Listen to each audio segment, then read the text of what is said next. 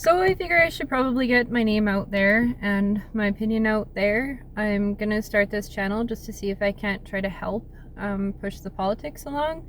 Do what I can anyway. Another voice is never a bad thing, I suppose.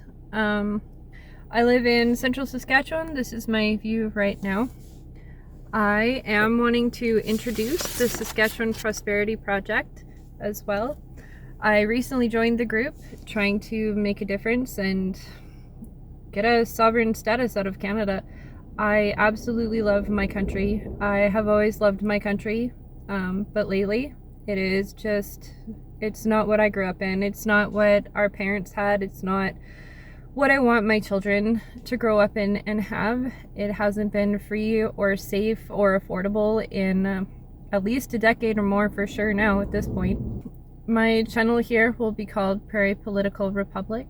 And I want to make sure that you guys know moving forward that my videos, I'm going to be covering a lot of things. It won't just be the Saskatchewan Prosperity Project. It won't be Canada for the most part. It will be our province. I have found that there are a lot of channels and stuff out there on YouTube that don't really focus just on us, just on our, our place where we live and we've grown up.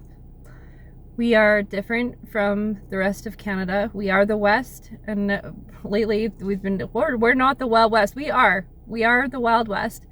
And moving forward, I would really like to see a future where we are that by ourselves. We are the Wild West.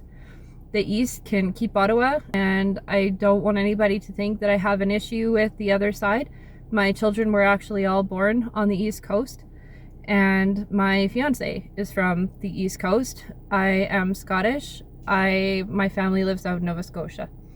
So, I do have family all over the place. It's not a them versus us thing. It is an us against the government thing right now. We are not being treated the way that we need to out here.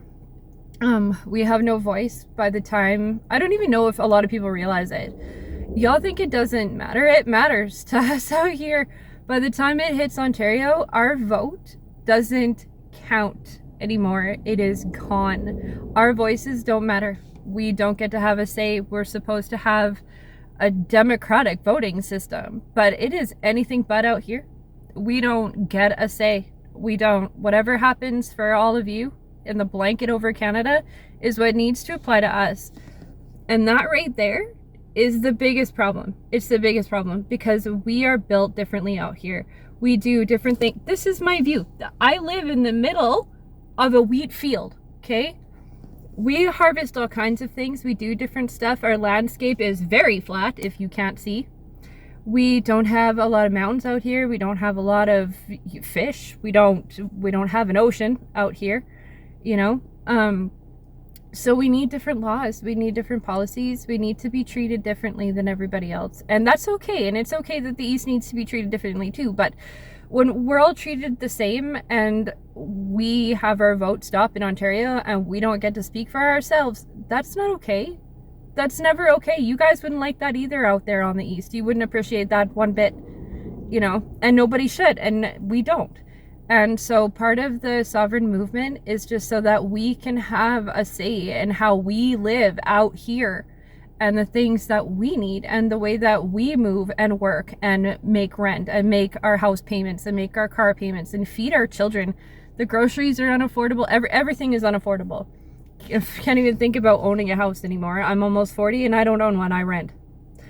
And I don't know how I'm going to afford a home for my kids or have my kids afford a home in this. I've got one that's just learned to drive here now, and I've got a couple other teenagers here, and they, man, I don't know, they're gonna be in my basement for forever, I suppose, because I have no idea how they're gonna afford to live in this economy right now. Stay tuned for part 2. Please like and subscribe.